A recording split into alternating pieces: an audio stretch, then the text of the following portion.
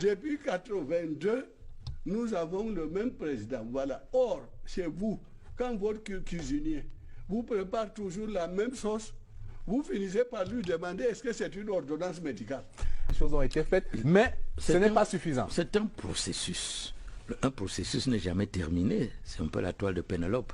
C'est-à-dire le processus n'est jamais terminé. On commence, on continue, et ça veut dire que rien n'a été fait depuis 1996. Je crois qu'il s'agit d'un abus de langage. Et naturellement, je comprends bien le ministre Garga qui doit grossir les traits, n'est-ce pas, pour faire passer son message. Mais nous, au niveau du RDPC, nous disons que le processus a été enclenché et nous savons qu'il se poursuivra. D'ailleurs, la création du ministère de la décentralisation et du développement local augure bien d'un avenir encore plus radieux. Alors, vous m'avez posé une question sur l'élan de solidarité. Oui, que le président... Oui. Mais nous n'avons pas un ministère des Affaires sociales et de la solidarité. On cueille les gens sur la route et on dit on va envoyer aux anglophones comme si c'était des misérables. Ils ne le sont pas. En tout cas, ils ne sont pas moins misérables plus misérables que nous. Dans toutes les situations qui se posent, prenons le plan Marshall après la Deuxième Guerre mondiale. La Deuxième Guerre, yes. Alors, il y a eu le plan Marshall. Pourquoi? Parce que les États que nous connaissons tous avaient des problèmes économiques, sociaux et culturels. Il y a eu donc ce grand plan Marshall.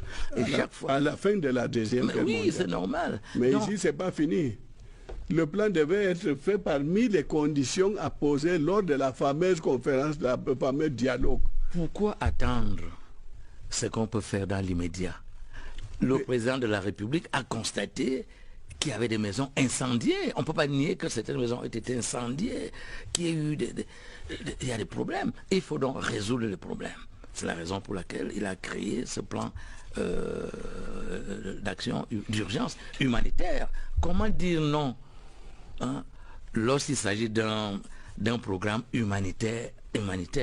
Vous savez que notre régime est un régime humaniste qui place l'homme au cœur de tout. Et quand l'homme a des problèmes, il est tout à fait normal qu'il y ait cet élan humanitaire. On ne peut pas dénigrer ce qui est positif. Non, monsieur le ministre, n'entourons pas les choses avec des gros mots. Nous sommes face à face. Nous sommes toujours bien considérés. Les régions souffrent chacune d'une chose ou d'une autre. Quand l'extrême nord, le grand nord n'avait pas d'université, j'ai osé me rendre dans votre bureau et je voulais signaler dans l'intérêt de la nation et même dans l'intérêt du régime. Et vous m'avez donné votre accord de principe, mais ça ne peut pas s'étendre. Par la suite, j'ai constitué une délégation, Baskouda, Soudakula, nous sommes allés vous voir. Vous avez résolu le problème après l'accord du président. Il a fallu soulever le problème pour que ça soit réalisé, c'est réalisé. Ce n'est pas un processus qui a fini par aboutir à l'université. C'est parce que l'État a su qu'il y avait un besoin réel et il a fallu des gens courageux ou bien idiots pour aller vous voir et heureusement que vous avez accepté de remplir votre mission. C'est la même chose ici. Il faut que la Constitution de 1996 devait être exécutée. Et le Sénat, quand on crée la décentralisation, c'est pour que les organismes décentralisés inférieurs, notamment les communes et les conseils régionaux, soient supervisés par le Sénat. Dites-moi qu'est-ce que le Sénat fait sauf corriger les virgules des projets ou des propositions de loi envoyées par l'Assemblée nationale. Alors que si les régions étaient ou administrativement ou politiquement décentralisées, nous n'aurions jamais eu ce problème et le Sénat aurait été utile. Je vous signale d'ailleurs dans l'ADD, vous avez dit, j'ai cherché à tisser. Non, nous parlons en tant que Camerounais. Je ne vous reconnais pas comme RDPC ou moi ADD. Nous sommes ministres, anciens ministres, c'est ça. Donc le Sénat ne fait rien. Pour le moment, je vous jure, le Sénat ne fait rien. Il ne sert à rien. Oh là là. Mais je vous l'ai dit. Ça me semble quand même outrecuidant. Vous savez qu'il n'a pas le dernier mot. Parce que quand il y a ce qu'on appelle la navette parlementaire, le projet ou la proposition de loi retourne en dernier lieu à l'Assemblée nationale, dont le vote valide ou ne valide pas ce que le Sénat a fait. Non, il est inutile. En tout cas, moi, je l'ai dit, puisque dans mon programme, il n'y a pas de Sénat. Bon, c'est votre point de vue. Oui, c'est un ensemble de points de vue que nous échangeons. Bien sûr. Alors parlons quand même, monsieur le ministre, insistons quand même sur le deuxième, ce qu'on appelle le deuxième échelon de la décentralisation. D'accord, ce serait exagéré de dire que rien n'a été fait. Il y a un processus qui a été lancé, il y a un certain nombre de ressources, de compétences qui ont été transférées. Mais le deuxième échelon de la décentralisation qui s'appuie sur les conseils des exécutifs régionaux, qui sont présentés comme la clé de voûte de l'architecture de la gouvernance locale, est-ce qu'on peut s'attendre à ce que le prochain septennat, si le président Paul Biya est réélu, ou si Gargaye est élu, qu'il passe à ce deuxième échelon? Oui, bon, disons si... Avec la mise en place des régions, ce qui va au demeurant décongestionner Yaoundé. C'est notre champion. Parce qu'on en est à ce que tout converge à Yaoundé. Il y a donc cette coagulation et des intérêts et des ambitions. Alors, je vous ai parlé... Des raisons de corruption. Oui, je vous ai parlé d'un processus. Pour le processus, on part d'un point A vers un point B, vers un point C, D, jusqu'à Z. Nous sommes en train d'élaborer ce processus. Il est tout à fait logique et normal que dans un avenir proche, évidemment, si notre champion est élu, ce que nous souhaitons très sincèrement. Ou moi, je ferais mieux. Alors, oui, bon, ça c'est votre point de vue. Le mien est que notre champion, le président Paul Biya, soit élu et finalise donc ce processus avec les conseils régionaux, les assemblées régionales. Je crois que cela va de soi. À mon avis, c'est une évidence. Est-ce que les plaintes et complaintes des maires vous parviennent quand vous êtes revenu en conseil de cabinet comme il y a quelques jours? Est-ce que entre deux points formels inscrits à l'ordre du jour, il vous revient que certains maires accusent certains membres du gouvernement de ne pas jouer suffisamment le jeu, que le président, lui, il est avant-gardiste, il est visionnaire, mais que derrière, ça ne suit pas toujours? Vous-même, vous avez parlé du transfert. Vous avez cité un chiffre quand même colossal. Cela prouve que, certes, le président de la République donne les grandes orientations, c'est normal, c'est son rôle. Et puis, les ministres, le chef du gouvernement, son excellence Philémon Yang, coordonnent tout cela au niveau gouvernemental. Et les ministres mettent en activité, mettent en action ce processus. D'ailleurs, il y a un conseil national de la décentralisation qui a siégé aujourd'hui même, et qui a donné également des directives que vous avez tous suivies. Avec de très bonnes nouvelles. Qui sont des directives avant-gardistes. Notamment la prise en compte des plans communaux de développement. Voilà, ce qui prouve donc que notre champion, le président Paul Biya, va nécessairement mettre en œuvre ça vous rassure, ça, cette finalisation. Non, puisqu'il fait ce qu'il dit et il dit ce qu'il fait. Oui, laissons-le tranquille, parlons-nous, nous ici. Mais je ne peux pas le laisser tranquille puisque c'est lui notre champion, c'est lui le président de la République. À ce moment, je me permettrai de baisser le ton, mais je dirai la vérité. Vous venez de dire quelque chose, que tout converge vers Yaoundé. Vous l'avez dit tout à l'heure. Or, qu'il y ait une réunion de décentralisation ou non, qu'on ait débloqué 700 milliards avec une méthode. Mais c'est toujours la centralisation excessive. Non, tout ne contrôle pas, ne converge pas. Une loi peut fixer tout ça, et puis ce n'est que le ministre concerné qui exécute. Mais il faut se réunir, que le Premier ministre s'abaisse au niveau des communes, alors que l'autorité des tutelles même, dans la régionalisation, mes frères anglophones ne veulent pas en entendre parler. De quoi? L'autorité de tutelle, c'est-à-dire que l'État le préfet à maison attrapant toutes les régions pour contrôler. Non, une décentralisation, c'est une responsabilisation. Et les bénéficiaires de cette décentralisation doivent faire pour le mieux pour leur région. Il y aura même une sorte de rivalité, de concurrence, et c'est sûr que le pays se porterait mieux. Ceci, c'est dans notre intérêt à nous tous. Oui, je voudrais dire deux choses. Un, l'État n'est pas le grand Satan. L'État n'est pas le grand Satan. L'État a un rôle régalien, un rôle de régulation, de contrôle, de supervision, d'orientation. Et deux, cette décentralisation est déjà effective. Les maires gèrent plusieurs crédits à l'heure actuelle. Avant l'indépendance, c'était comme ça. Mon beau-père et mon instituteur étaient maires de Marois. Mais avant l'indépendance, les sous-préfets étaient administrateurs. Les sous-préfets, avant l'indépendance, il y avait des sous-préfets, administrateurs, maires et ainsi de suite. Oui, les communes mystérieuses. Mais ça a changé. Actuellement, les maires sont élus démocratiquement et ils gèrent effectivement. Moi, j'ai le maire de chez moi, Ebolova deuxième, qui gère des crédits. Mais gérer les crédits, c'est pas ça la finalité. Alors, monsieur le ministre, longtemps d'ailleurs, vous parlez de ces crédits que les maires géraient. Longtemps d'ailleurs, ils géraient aussi une grande frustration de ce que parfois le budget d'investissement public ne tenait pas compte du programme, du plan communal de développement.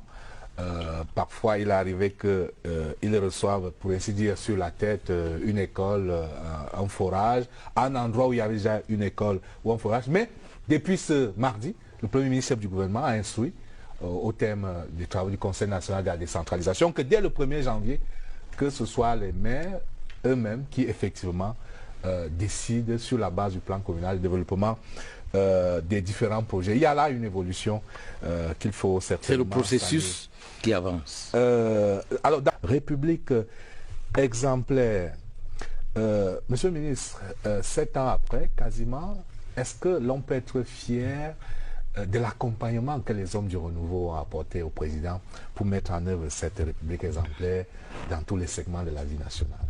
Bien sûr, on peut être fier. Évidemment, dans le métier de journaliste, lorsque 99 trains arrivent à l'heure, ce n'est pas une nouvelle. Mais lorsqu'un train arrive en retard, évidemment, c'est une nouvelle. Alors, évidemment, beaucoup de choses se sont faites dans tous les domaines, la diplomatie, l'administration, la sécurité, l'économie, les universités, le social. La République exemplaire, l'égalité de tous. Bien sûr. La justice sociale. Alors, comme vous le savez, l'égalité de tous, c'est une asymptote, c'est-à-dire que l'égalité des chances. On tend vers l'égalité des chances. On donne des chances sociale. À tout un chacun pour que les uns et les autres puissent... le respect de la chose publique. Bien sûr, mais nécessairement, comme dans tous les pays du monde, il y a des brebis galeuses. Et ces brebis galeuses sont aux mains de la justice, pouvoir indépendant, pouvoir judiciaire indépendant. Et ces brebis galeuses sont évidemment châtiées selon les lois et règlements de la République. Mais n'oublions pas qu'il y a des hôpitaux généraux, il y a des aéroports internationaux, il y a des routes bitumées, il y a des universités. Lorsque le président Paul Biya arrive au pouvoir, il y a une seule université au Cameroun. Aujourd'hui, nous savons qu'il y en a 8. Donc, en fait, les choses évoluent. Avant, il n'y avait pas de lycées dans les villages. Aujourd'hui, nous avons des lycées dans les villages. Il n'y avait pas d'hôpitaux de lycées. Il y en a maintenant presque partout. Et si on revenait sur la République exemplaire? Alors, mais la République exemplaire, c'est une république où les lois et règlements de la République s'appliquent. Quand vous agissez bien, naturellement, vous ne pouvez pas aller en prison. La justice ne peut pas s'occuper de vous. Mais quand vous êtes en train de violer la réglementation en vigueur, ou bien les lois de la République, que le pouvoir judiciaire s'occupe de vous. Mais n'oubliez pas que la sanction n'est pas que négative. La sanction est également positive. C'est la raison pour laquelle je peux dire avec certitude que plusieurs fonctionnaires, plusieurs agents de l'État travaillent bien, travaillent très bien. Sinon, le Cameroun serait à feu et à sang. Le Cameroun serait entièrement paralysé. On ne pourrait aller ni à Bafoussam, ni à Douala, ni à On ne peut pas faire mieux? Toute œuvre humaine est parfaite. Toute œuvre humaine est parfaite. Aucune œuvre humaine n'est parfaite. Et nous tendons toujours vers la perfection. Comme disait Lamartine, l'homme est un ange déchu qui se souvient des cieux.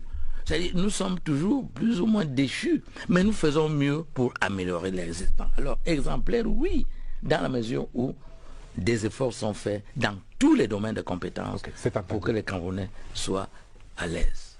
Monsieur le Président. Oui, j'ai entendu, je ne suis pas journaliste, mais je vous ai vu hocher la tête parce que c'est les b.a.-ba du journalisme auquel le ministre faisait allusion.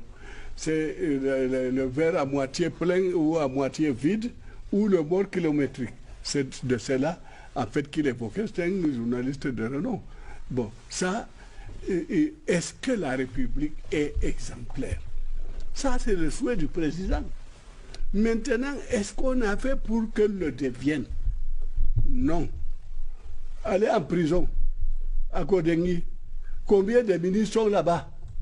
Est-ce que c'est ceux-là qui peuvent faire du Cameroun une république exemplaire? Des ministres qui n'ont pas honte de voler. Si elle était si exemplaire, comment Garga a-t-il pu créer une ONG de lutte contre la corruption et que cela se réveille l'État 8 ans plus tard pour créer la CONAC et récemment, on m'a demandé d'être là-bas. Et je l'en remercie. Mais le travail est bien fait là-bas? Non, il n'est pas bien fait.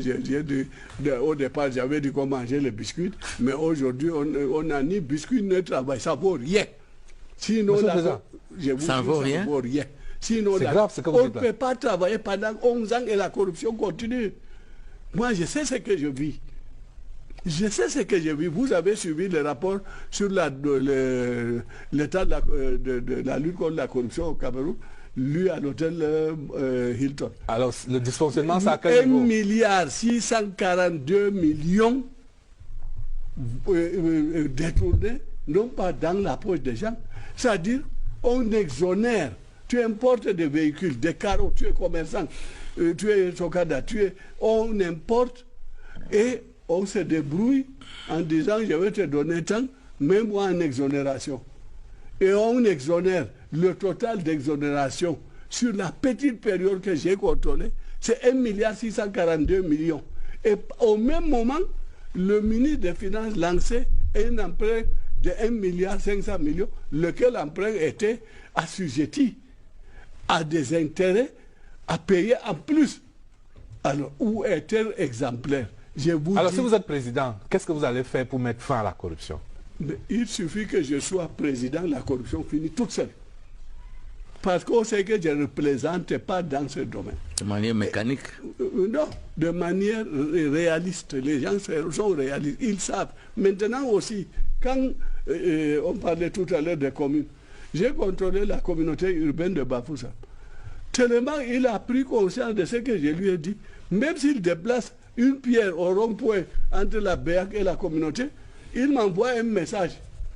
Comme si la mission continuait. Ça veut dire que la CONAC, je vous dis... Non, que feriez-vous donc pour mettre un terme à la corruption qui est rampante selon vous, malgré les efforts qui sont faits? Puisque je vous ai dit que ferais, j'ai déjà fait contrôler ça en tant qu'exécutant, n'est-ce pas? Mais c'est le bon exemple. Si le ministre ne vole pas, son collaborateur ne va pas voler. Si le ministre ne prend pas des commissions ou des rétro-commissions, il y a des ministres ici où leurs collaborateurs sont tels qu'ils savent qu'avec celui-là, on ne va pas aller à la SNH. Les gars travaillent nuit et jour. Vous avez entendu parler de détournement à la haine parce que Moudiki fait son boulot comme il se doit. Ça veut dire que c'est possible dans ce Cameroun de faire son boulot comme il se doit. Si je comprends bien, les ministres sont des satans incarnés. Non, vous récitez là, c'est-à-dire la notion de l'État. Je sais, l'État monstre froid, l'État Satan. Parce que vous prenez quelques cas. Vous parlez de Machiavel. Vous prenez quelques cas. Vous avez lu Machiavel. Et on généralise. Est-ce qu'on peut généraliser à partir de 2 cas, 3 cas? L'État n'est pas fait pour être mauvais. L'État est fait pour être le serviteur du peuple, de donner satisfaction aux aspirations du peuple. D'autant plus que l'État, c'est quoi? C'est vous et nous. On cotise, et comme dans les cotisations du quartier, et c'est cet argent qu'on appelle l'impôt ou les rentrées douanières ou le fiscal qui permet de donner à l'État les moyens d'action. Quelle réponse vous allez donner à cette perception du grand public qui a l'impression, malgré les efforts qui sont faits, que ça reste parfois mitigé, cette lutte contre la corruption, parce que malheureusement, à chaque fois, il y a on va dire quoi, des wagons entiers de hauts commis de l'État qui sont interpellés. Et de petits commis aussi. En prison. Oui, parce qu'on oublie qu'il y a aussi des petits commis tous les jours qui vont en prison. Il n'y a pas que les ministres, les DG, les recteurs, et ainsi de suite. Les douaniers disent quand le poisson pourrit par la tête, Le reste est fini. Mais la tête, c'est le président Paul Biya. Non, non, non, non. Mais oui, parce qu'on ne peut pas avoir... la tête, c'est le président Paul Biya. Non, d'abord, dans votre département ministériel... C'est lui le chef de l'État. Il n'est pas ministre de l'enseignement supérieur. Ça ne peut donc pas être la tête, c'est peut-être le cou. Voilà comment on ou bien les bras. Dès que vous parlez, on renvoie ça au président. Vous avez utilisé un mot. Vous avez utilisé un mot. Oui. La tête. Non, chef vient du caput en latin qui veut dire la tête. Vous avez lu Machiavel, je vous ai fait savoir que vous étiez en train de citer des passages, l'État s'attend, c'est dans Machiavel. C'est connu même par celui-ci, je suis Mais pourquoi même par celui-ci, comme s'il était un IA? Non, mais il est journaliste, j'ai parlé de mort kilométrique aussi.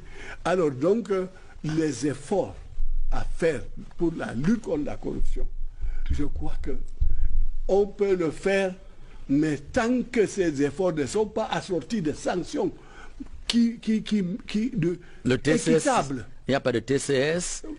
TCS. Vous parlez de sanctions. Mais non, il faut pour saisir le TCS, il faut que le texte soit prévu. De consulter, moi, j'avais condamné des gens quand j'avais le pouvoir. Et des gens, l'un était même camarade de classe du président de la République et il m'a approuvé. Mais le texte de la CONAC ne prévoit pas que vous pouvez saisir le TCS. C'est des textes bidons. Moi, je crois qu'il y a un arsenal de dispositions réglementaires et législatives qui ont été prises. Et un travail colossal se fait au quotidien. Maintenant, il n'est pas exclu qu'il y ait quelques brebis galeuses. Et ce sont ces brebis galeuses qui alimentent donc l'imaginaire collectif. Et on généralise, c'est ce qu'on appelle en philosophie le raisonnement par induction. C'est-à-dire à partir d'un ou deux faits, on généralise et on dit l'État camerounais est pourri, tout est corrompu, on ne peut rien faire. Alors, ce que l'on pourrait dire, c'est que ce que je peux dire, c'est qu'on ne peut pas changer une société par décret. Quand le président Paul Biya arrive le 6 novembre 1982, il popularise le binôme rigueur et moralisation. Oui. Et c'est ce binôme justement qui fonctionne. C'est Aïdjo qui l'a repris. Oui, bon, mais lui-même fut le premier ministre d'Amadou Aïdjo. Donc il n'y a pas de césure. Il ne faut pas donner les racines des choses.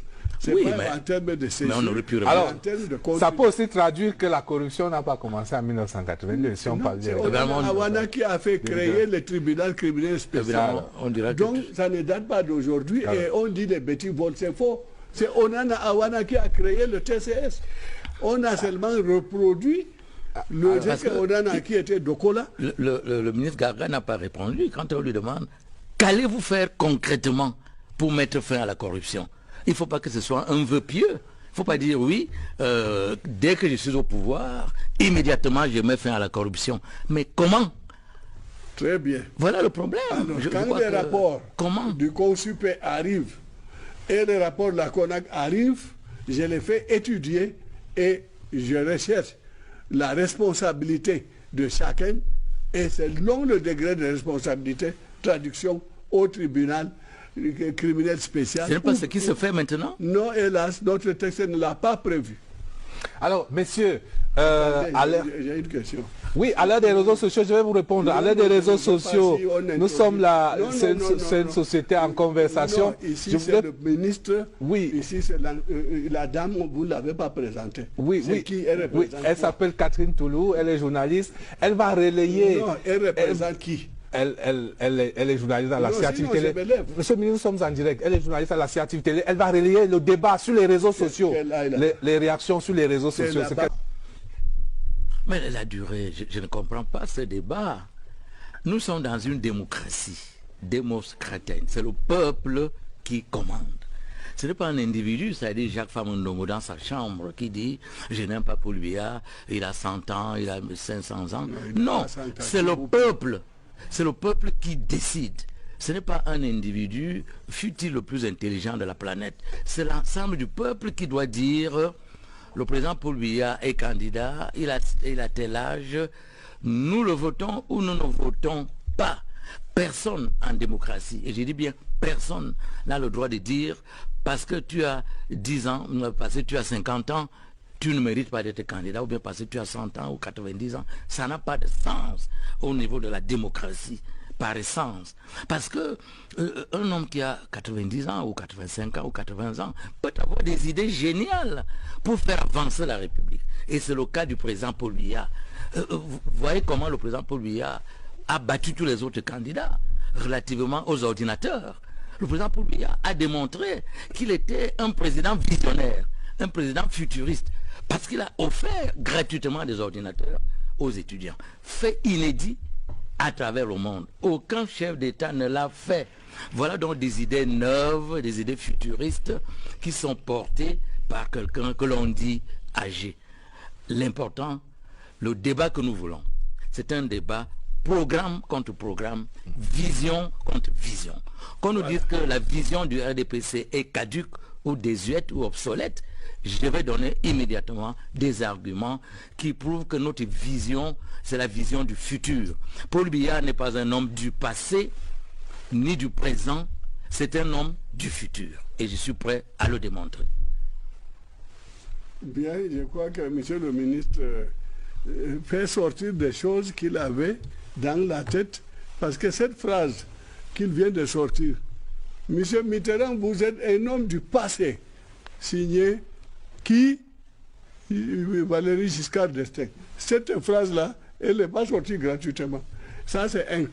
Deux, vous donnez des ordinateurs. Ce n'est pas des cerveaux que vous donnez aux gens. Et puis ça, c'est une sorte de corruption de la jeunesse. Au lieu de créer des centres informatiques dans les universités. Alors, je vous arrête parce que ce programme a 9 centres de développement du numérique universitaire qui sont créés.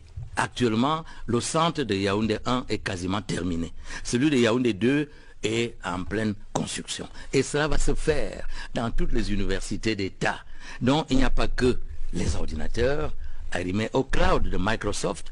Il y a aussi les centres de développement du numérique universitaire qui vont permettre aux étudiants d'être arrimés au cyberespace planétaire.